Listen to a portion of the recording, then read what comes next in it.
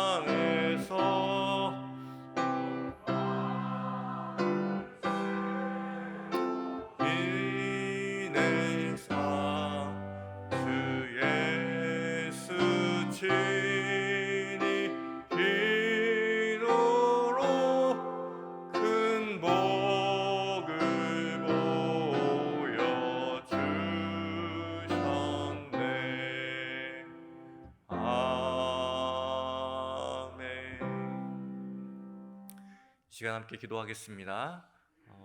찬송의 가사처럼 기도하는 이 시간 우리에게 주신 그 축복과 특권으로 우리의 삶이 더욱더 풍요로워지고 하나님 앞에 더 나아가는 시간 될 수 있도록 기도하기 원합니다. 두 번째로 기도하실 때는 이번 주 주일에 세례와 입교 예식이 있습니다. 신앙의 첫걸음을 걷는 모든 이들에게 우리 승리교회와 함께 승리교회의 귀한 공동체와 함께 믿음의 여정을 잘 걸어갈 수 있도록 축복하며 기도해 주시기 바랍니다. 마지막 위임 목사님께서 함께 기도해 주실 때에 위임 목사님 영육간에 강건하게 하여 주시고, 또한 오늘 금요기도에 인도하실 때에 성도들과 함께 크신 하나님의 깊은 곳까지 함께 나아가시는 귀한 섬김과 또한 사역될 수 있도록 함께 기도하기 원합니다. 함께 기도하시겠습니다.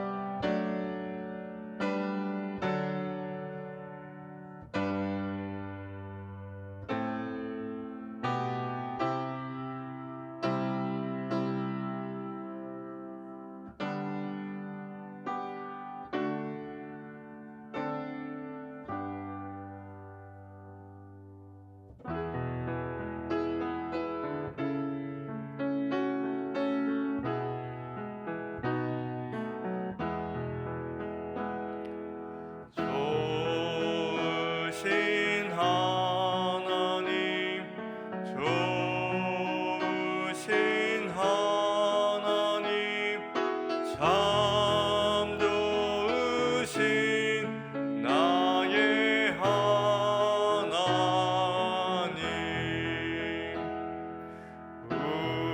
우리의 기도를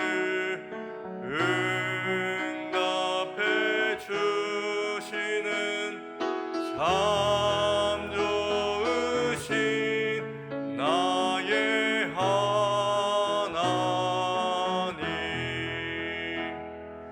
한없는 은혜를 우리에게 주시는 참 좋으신 우리 하나님.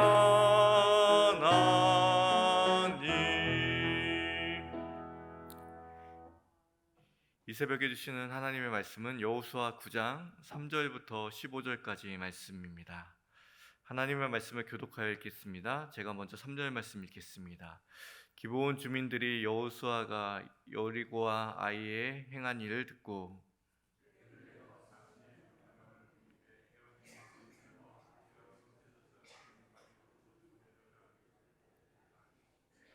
그 발에는 낡아서 기운 신을 신고 낡은 옷을 입고 다 마른 곰팡이가 난 떡을 준비하고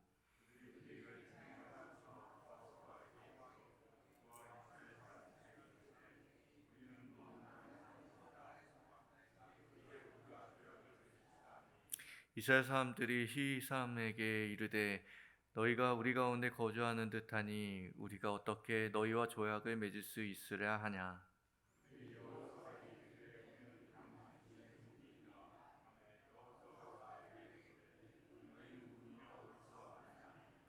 그들이 여호수아에게 대답하되 종들은 당신의 하나님 여호와의 이름으로 말미암아 심히 먼 나라에서 왔사오니 이는 우리가 그의 소문과 그가 애굽에서 행하신 모든 일을 들으며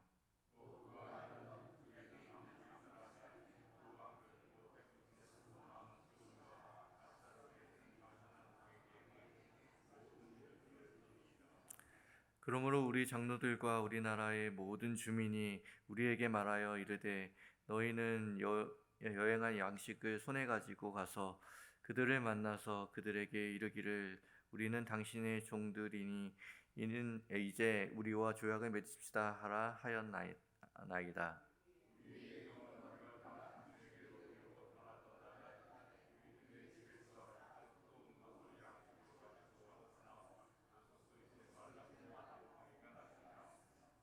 또 우리가 포도주를 담은 이 가죽 부대도 새 것이었으나 찢어지게 되었으며 우리의 이 옷과 신도 여행이 매우 길었으므로 낡아졌나이다 한지라.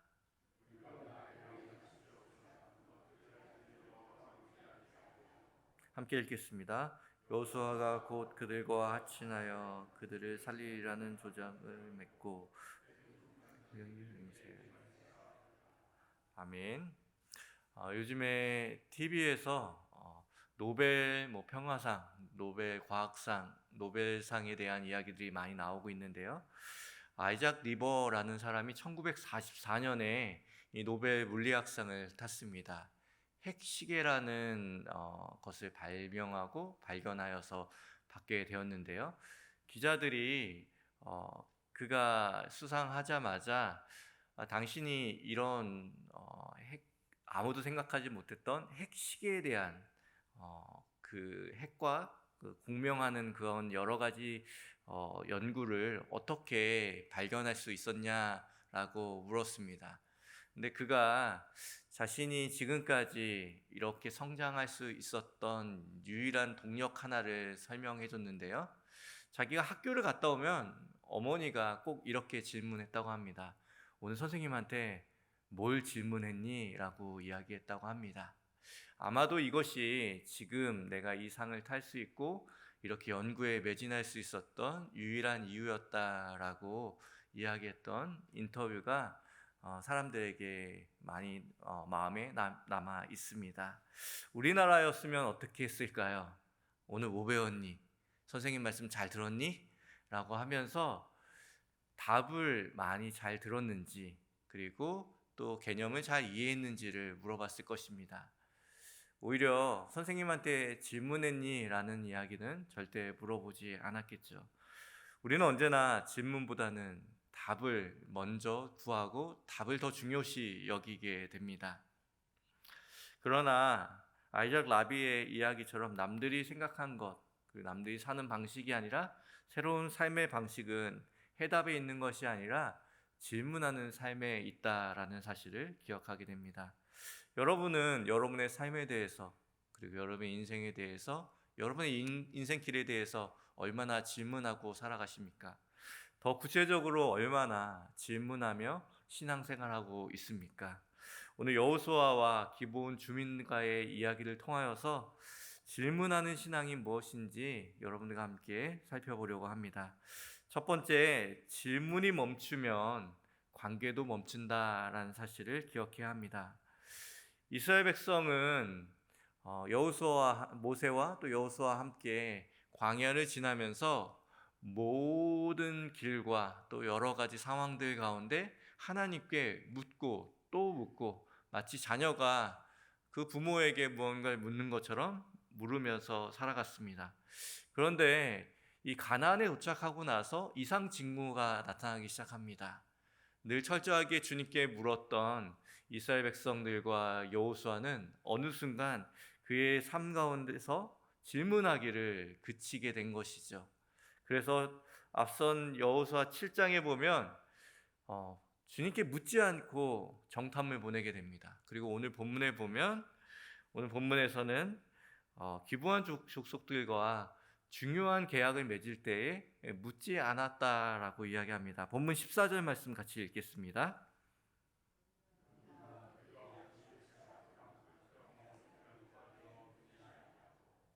이것은 단순한 실수가 아니죠. 너무 바빠서 분주해서 하나님께 묻지 않았던 것이 아닙니다. 하나님께 철저하게 묻고 의존했던 광야의 삶을 지나고 이제 가나안 땅에 가서는 자신들이 농사를 짓고 자신의 힘으로 무언가를 해야 되는 상황들이 생겼습니다. 그런 삶의 양식과 더불어 그들은 이제 하나님께 묻기를 점점 그치고 하나님께 묻는 것을 소홀하게 됐던 것이죠. 그들이 왜 묻지 않았을까요? 아이들은 처음에 태어나면 모든 것을 묻습니다. 이건 뭐야? 왜 그래? 또 어떻게 하는 거야? 라고 하면서 아이가 자라는 순간 계속 묻습니다. 때로는 귀찮을 때가 있을 만큼 묻게 되죠. 그런데 여러분들도 아시겠지만 어느 순간이 되면 묻지 않습니다. 사춘기가 되면 묻는 게 아니라 얼굴조차도 보기가 어렵죠. 왜일까요? 몇 가지 이유를 생각해 볼 수 있는데요. 먼저는 아이가 너무 자주 묻기 때문에 부모의 얼굴에서 좀 귀찮다, 그런 냉랭함이 포착될 때입니다. 또 혹은 자신이 질문하는 것이 안전하지 않다라고 생각할 때가 있죠. 대부분 한국 사람들이 질문하지 않는 이유가 그렇습니다. 질문했다가 이것도 모르냐고 창피당하면 어떻게 할까? 그리고 또한 질문하면 부모님들이 넌 아직도 이것도 모르니? 라고 이야기할 때가 있습니다. 그렇기 때문에 아이들이 질문을 멈추게 되는 것이죠. 마지막 가장 중요한 이유 중에 하나가 아이들이 자기가 다 큰 줄 압니다. 그렇기 때문에 질문하지 않죠. 더 이상 부모에게 물어볼 거 없이 내가 스스로 알고 스스로 행하며 또한 스스로 살아가기를 결정하는 것입니다. 우리의 신앙도 마찬가지죠. 하나님께 묻지 않는 이유가 하나님께서는 우리의 사소한 것들을 대답해 주지 않을 거야. 또 때로는 우리의 삶 가운데서 하나님께서 이런 것도 모르냐고, 지금 신앙생활 이만큼 했는데 이 정도도 모르냐고 우리를 꾸짖을 것이라고 생각하기 때문일지도 모르겠습니다. 더 중요한 것은 자신이 많이 컸기 때문에 그렇다라고 생각할 수도 있겠죠. 하지만 성경도 그렇게 우리에게 대답할까요? 우리는 하나님께서 우리에게 대답하지 않으실 것이라고 생각하며 질문을 멈추지만 예레미야는 무엇라고 말합니까? 예레미야 43장 3절 말씀 같이 읽겠습니다.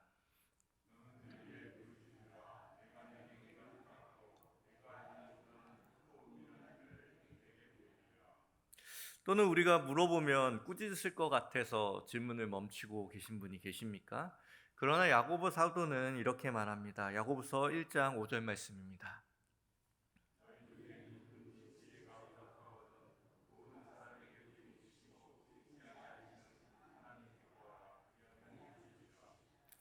아니면 우리가 다 커서 이제 더 이상 묻지 않아도 된다라고 생각하고 계시면서 질문을 멈추셨습니까? 그러나 우리의 신앙의 모범이 되시는 주님께서 이렇게 말씀하십니다. 마태복음 18장 3절 말씀입니다.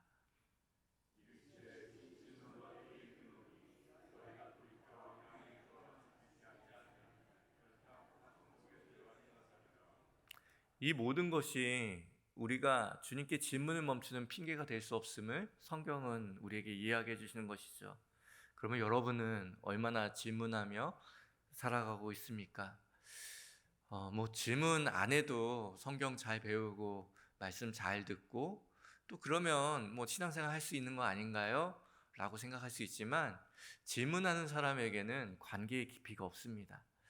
가끔 신앙이 떨어졌다라고 생각할 때가 있거든요. 목회자들도 신앙의 슬럼프가 옵니다. 그럴 때마다 뭐가 없어져서 그렇지? 라고 생각할 때마다 하나님께 질문이 없어졌구나.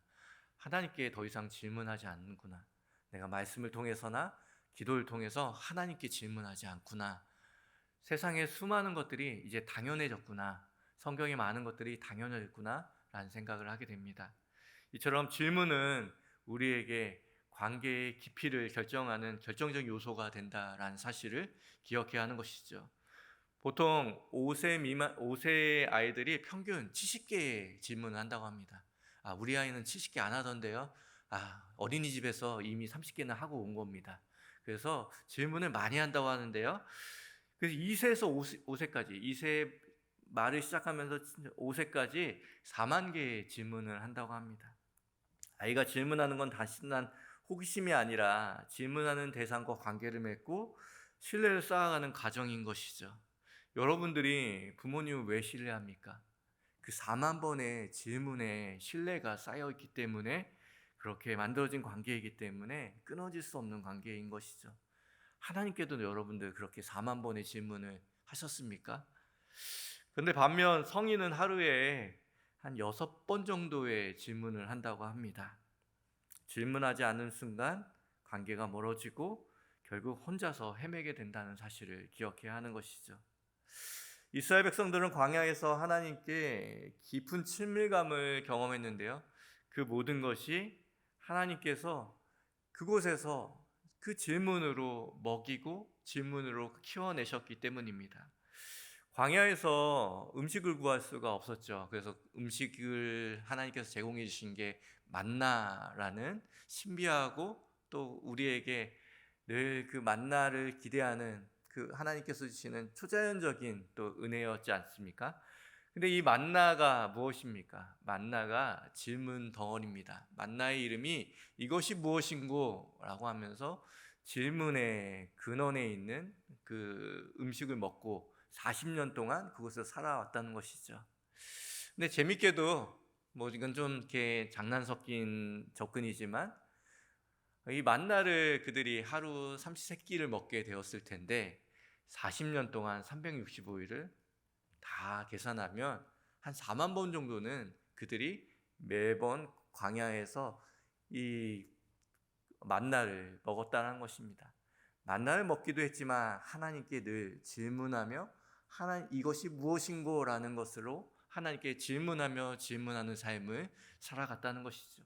그렇게 그 광야에서 하나님을 의존하고 하나님과 같이 늘 깊은 관계 가운데 놓여져 있었다라는 겁니다. 그런데 이제 가나안에 들어오니까 자신의 힘으로 싸워야 하는 생각도 있고 자신이 농사한 것으로 먹어야 된다는 그런 생각들 가운데 어느 순간 그들이 다 아는 줄 알고 다 잘한 줄 알고 다 할 수 있는 줄 알고 그렇게 살아가게 됩니다. 여러분들도 신앙에 처음 입문했을 때 모든 것이 궁금하고 모든 것이 호기심이 나고 모든 것이 신비했던 그 순간들을 지나서 이제 어느 순간 내가 할 수 있을 거야. 난 다 알아. 난 신앙이 이 정도면은 어느 정도 알고 있어 라고 하면서 신앙생활을 하면서 질문을 멈추고 있지 않으신가요?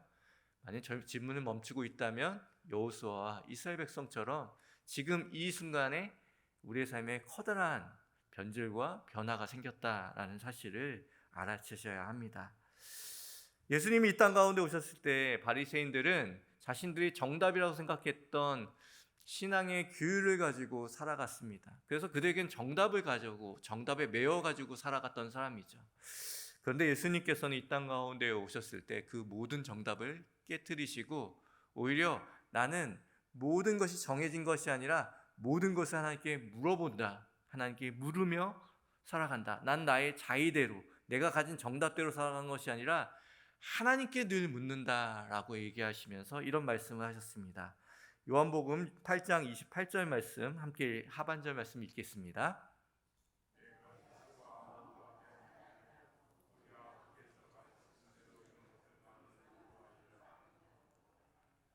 예수님께서는 스스로 아무것도 자의대로 행하지 않으신다고 말씀하셨습니다. 하나님께 묻고 중요한 일이 있을 때 겟세마네 동산에서도 자신이 이미 그 사명을 감당해야 되는 것도 알면서도 하나님께 다시 한번 묻습니다. 그런 삶을 살아가셨던 예수님, 참 인간이셨던 예수님이 그런 질문하는 삶을 하나님 앞에 늘 질문하는 삶을 살아갔다고 하면 연약한 우리라면 말할 것도 없겠죠. 여러분은 얼마나 하나님께 묻고 물으십니까? 그것이 때로는 불경하게 의심스러운 눈초리와 의도를 가지고 물을 때도 있지만 이 라브리 공동체의 프란시스 세프라는 사람은 이렇게 얘기했습니다. 정직한 질문을 하면 정직한 답변이 온다. 주님 앞에 언제라도 삶에 대해, 신앙에 대해, 하나님에 대해서 정직하게 물으면 온전하고 신실하신 하나님께서 우리에게 정직한 대답을 주신다라는 것이죠. 그럴 때 우리는 거짓된 삶이 아니라 정직한 삶, 더 진리에 가까운 삶을 살아갈 수 있는 것이죠. 성경은 우리에게 다시 한번 묻습니다. 여러분은 질문하며 살아가십니까? 광야에서 이스라엘 백성들과 모세가 그랬던 것처럼 질문하며 살아가십니까? 물어보십니다. AI 시대에 많은 전문가들이 이런 이야기를 합니다. 모든 답을 이렇게 금방 알 수 있는 이 시대 가운데 정말 중요한 능력은 무엇일까? 사람만이 할 수 있는 정말 중요한 능력은 무엇일까? 많은 사람들이 이구동성으로 말하는 것이 질문하는 능력, 질문력이라고 이야기합니다. 말세의 시대를 살아가는 우리에게도 동일하죠. 신앙에 있어서 가장 중요한 것은 내가 외운 교리가 아닙니다. 내가 신앙적으로 발견한 답이 아닙니다. 오히려 하나님 앞에 정직한 물음으로, 정직한 질문으로 나아가는 자세. 나는 아직 아무것도 모릅니다. 주님께서 나에게 가르쳐 줘야 합니다. 그 질문을 통하여서 이전에 굳어져 있던 수많은 것들이 다시 새롭게 우리에게 느껴지고 신앙의 역동감이 다시 한번 생기게 되는 것이죠. 두 번째로 우리가 오늘 말씀을 통하여서 경험할 수 있는 것은 거짓된 경험이 아니라 하나님 말씀으로 우리의 삶을 점검하라는 것입니다. 본문 4절과 5절 말씀 같이 읽어보겠습니다.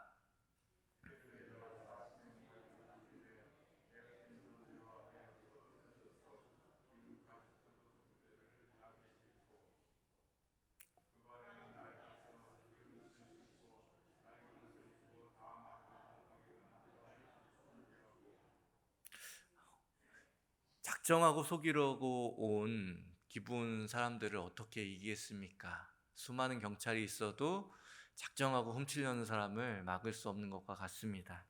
그렇기 때문에 우리에게 말씀이 필요한 것이죠.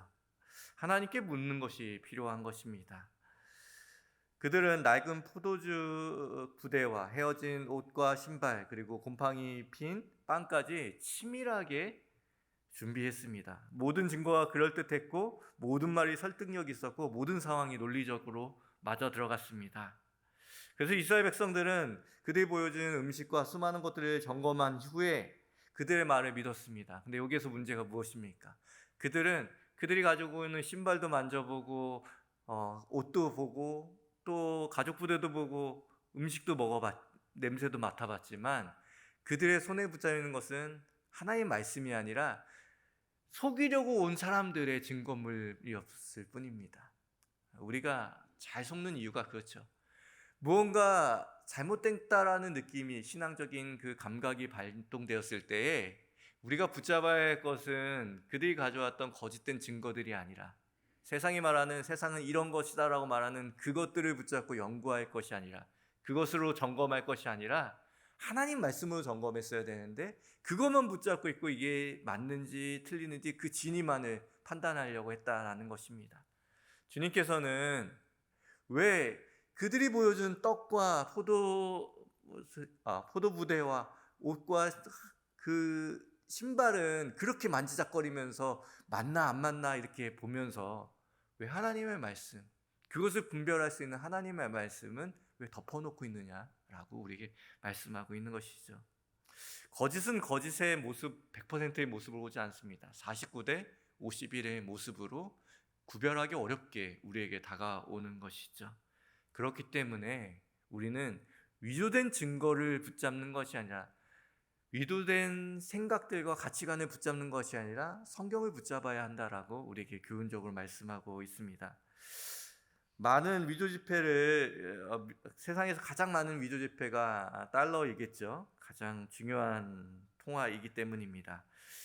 미국의 한 기자가 위조 지폐의 감별사를 인터뷰하면서 하루 종일 위조 지폐를 만지다 보면 진짜와 가짜를 구별할 수 있게 되는 것입니까? 라고 물었다고 합니다. 그러나 그는 미소를 지으면서 감별사는 아닙니다.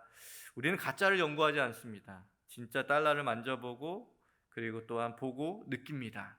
그러다 보면 손의 감촉만으로도 이것이 위조된 것인지 위조되지 않은 것인지를 알 수 있는 것이죠. 가짜를 구별하는 방법은, 가장 좋은 방법은 가짜를 많이 연구하는 것이 아니라 진짜를 완벽하게 이해하는 것입니다. 거짓은 언제나 진짜처럼 보이려고 합니다. 우리는 가짜인 세상의 생각과 사상과 여러 가지 중요하다고 생각하는 그런 것들을 만져보는 사람이 아니라 진짜인 하나님의 말씀을 만져보는 사람인 것이죠. 사랑하는 성도 여러분, 여러분의 손에 담겨 있는 이게 이익이 되는지 이익이 되지 않는지, 세상의 가치관과 생각들을 지금 메어서 그것을 바라보고 만지고 계시지 않습니까?